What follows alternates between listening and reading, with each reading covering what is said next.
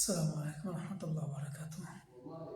প্রিয়জনরা, কিছু বাপদাদার যুগর বাপদাদার বাপ মানে পূর্ববর্তী হলদা যারা ফরিদাদা হয় দইটা সিলেটি হলতে একটা বিভিন্ন সময়ে বিভিন্ন কুসংস্কার তার তৈরি হয়ে গেছে আমার লাগে।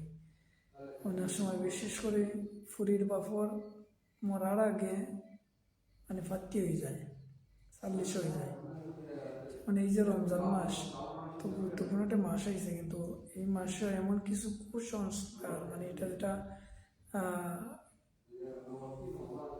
কোনো বাধ্যবাধকতা নাই বা ফরস্ত নাই, নফলও তারও কাছে নাই যে পুরীর বাপে দামন্তর বাড়ি দিতেইব তোমার ইফতারি, এমনভাবে দিতে হইব যে দামন্তর গোষ্ঠী বেরাদ্দ সাপুরা গা উড়ে মানে ইফতার উড়াই দিব। এই যে একটা জুলুম, যে মাস আসছিল জুলুম তাকে মানুষে রক্ষা করার লাগে, সহানুভূতি করার লাগে। এখনো এসে যে আরো মানুষের উপরে জুলুম করে, যেমন আম খাটলের দিনে আম খাটল দিতেই পুফুরির বাপে দামন্তর বাপুর বাড়ির অকলটা খাওয়াই দিব গাঁৱৰে।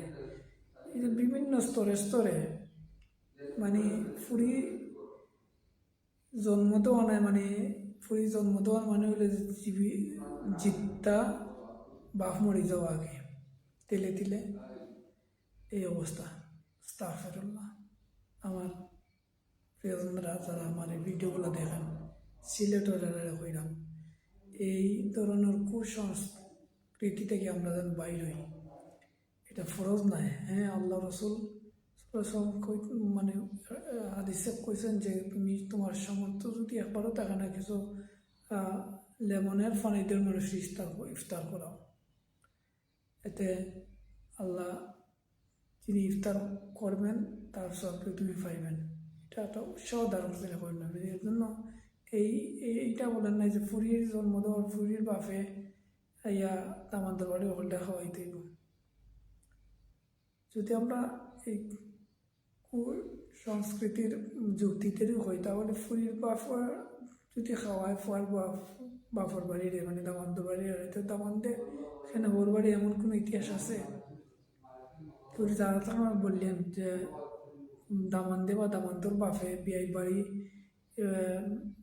মানে ফুয়ার ওর বাড়ি ইফতার তেরে ফাটাইছেন, ফুয়ার ওর বাড়ির গোষ্ঠী গাঁর হলটা খাওয়াইছেন ইফতারি। আমার এই বয়সে আমি কোনো এই ইতিহাস দেখে নাই, শুনিও নাই। আপনার শোনা জানা থাকলে আমার কমার্স করে জানাইবেন।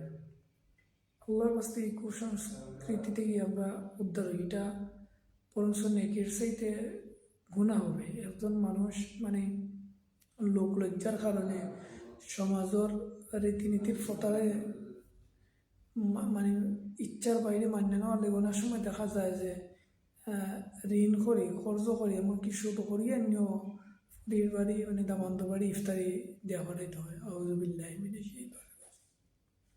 এই যে জুলুম, এই জুলুমর হিসাব কি দিতে হইব না? দামান্ত বাপের অবশ্যই দিতে হবে, এটা কোনো নেকের কাজ নাই। হ্যাঁ, রমজান উপলক্ষে যদি কেউ স্বেচ্ছা আয়, তার সমর্থন অনুযায়ী যদি কিছু নিয়ে আসে, সেটা আল্লাহ রসুল বলছেন যে তোমার কিছুটা বানাতে লেমনের পানিতে কাউরে ইফতার করা, কিন্তু এটা বাধ্যবাধকতা বা বাধ্যতামূলক করে দেবেন না, এটা উৎসব মূলক কথা আল্লাহ রসুল সাল্লাল্লাহু আলাইহি ওয়াসাল্লাম বলছেন। তো এই যে আমাদের সিলেটি একটা প্রথা চালু হয়ে গেছে, বা এই প্রথাটি এখনও আমরা বাইরে হইতাম পারছি না, এটা অত্যন্ত দুঃখজনক বিষয়, পীড়াদায়ক বিষয়, বেদনাদায়ক। যেটা বলছিলাম যে একজন বাপ তার মেয়েটারে ছোটো থেকে বড় করে করে বিয়ে শাদি সব কিছুর পরে, এরপরেও তার এই মেয়ের পিছনে বিয়ে করার এই ঝামেলা থেকে মুক্তি পায় না। এই ধরনের কুসংস্কৃতি এই সময়ে এত সহজ, মানে দিনকে জানা বোঝার জন্য আল্লাহ সুবহানাহু ওয়া তাআলার যে নিয়ামতগুলো, টেকনোলজি, মোবাইল, ল্যাপটপ, অন্যান্য ইত্যাদি ইত্যাদির মাধ্যমে এখন মানে হাজার হাজার আলিম ওলামায়েরা এই বিষয়ে কথা বলতেছেন। এরপরেও যদি আমরা আমাদেরকে পরিবর্তন করতাম না পারি, বদলাইতাম না পারি, এর চাইতে মানে হতভাগা এবং মূর্খ আর কি হতে পারে। এজন্য আল্লাহ যেন আমাদের সমাজের পরিবারে এই ধরনের কুসংস্কৃতি থেকে মনে করা কার্যকলাপ থেকে যেন আমরা আল্লাহ উদ্ধার করেন।